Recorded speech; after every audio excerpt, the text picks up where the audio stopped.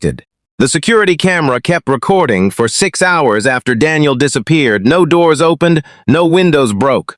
But at exactly 2:13 a.m., someone whispered his name from inside the walls. Rain hammered the windshield as Daniel Reed drove deeper into Mercer County. The road narrowed. Trees crowded closer. His GPS lost signal almost 20 minutes ago. But the address still existed. At least according to the old woman at the gas station. Nobody stays there long, she had whispered.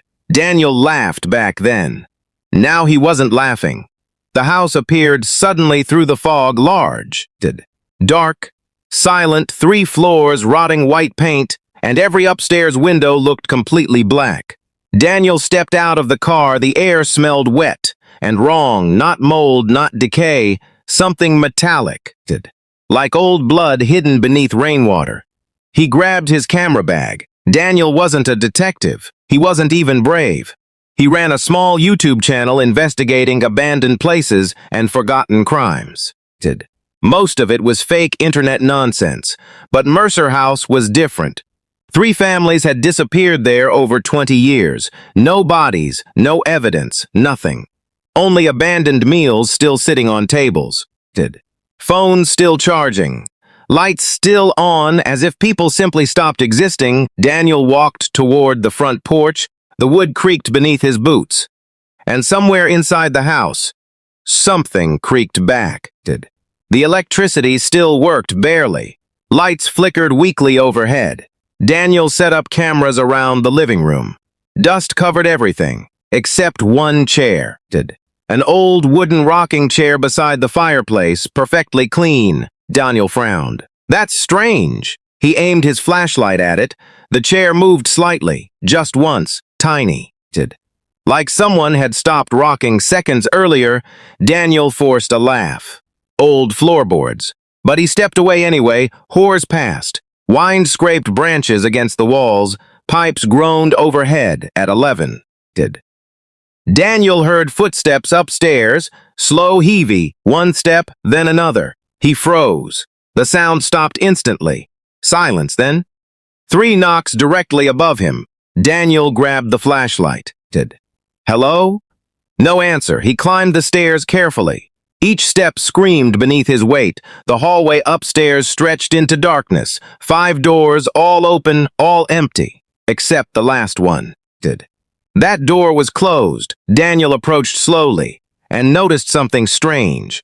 The wallpaper near the door was moving, not from wind, from underneath, like something inside the wall was crawling upward. Daniel backed away, then the door slowly creaked open by itself. Inside was a child's bedroom, dusty toys, broken lamp, small bed, and on the wall, written in black marker, "Still lives here." Daniel didn't sleep. At 1:12 a.m., he reviewed footage from the living room camera. Nothing unusual at first. Then his blood turned cold. The rocking chair had moved, not slightly, violently, back and forth, for almost 20 minutes. But the worst part was the shadow standing behind it. Tall, thin, almost touching the ceiling. Watching the camera, Daniel replayed it 5 times. The figure never moved.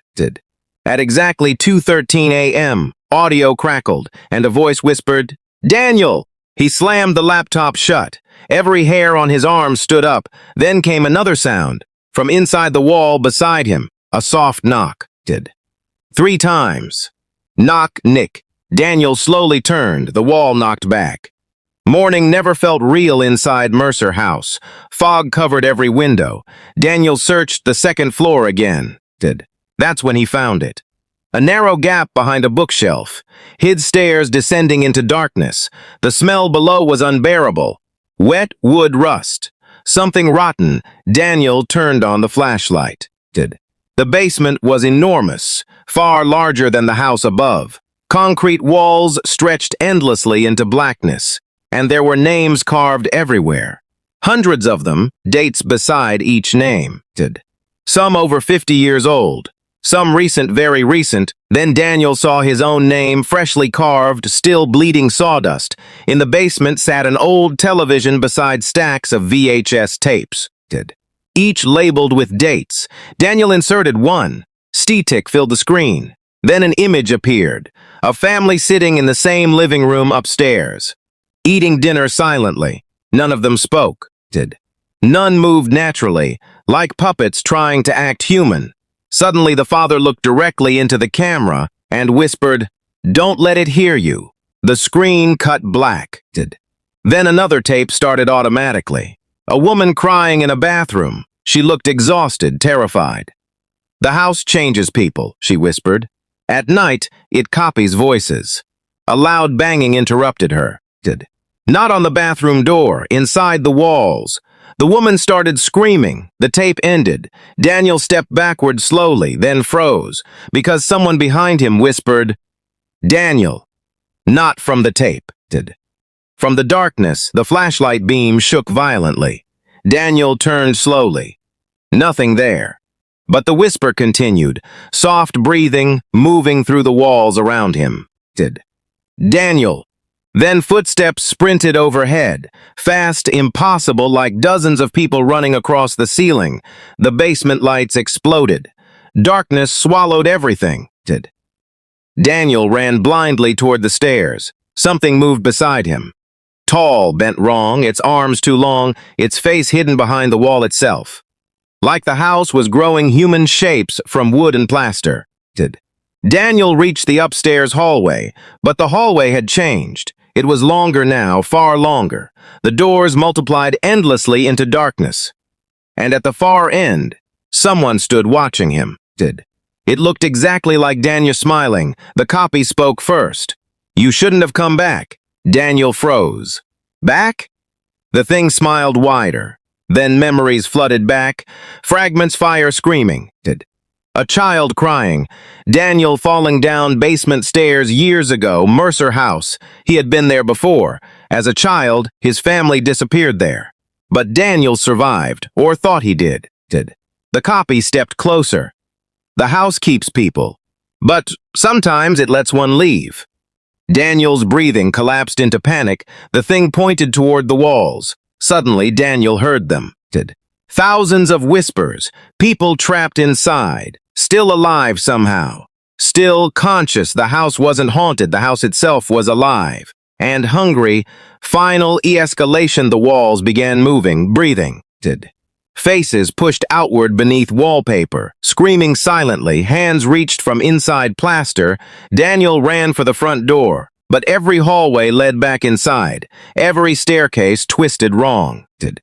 The house didn't want him leaving again. Then Daniel realized the horrible truth. It never copied people, it replaced them, slowly, piece by piece. Mirror by memory. The real Daniel never escaped Mercer House years ago. The thing standing there now was the copy. Police found the house empty 3 days later. Daniel's cameras were still recording. Dinner sat untouched on the table. The rocking chair moved slowly by itself and, at exactly 2:13 a.m., camera captured Daniel standing motionless in the upstairs hallway, smiling directly at the lens. Before whispering, "Someone else is here now." The footage cut to black.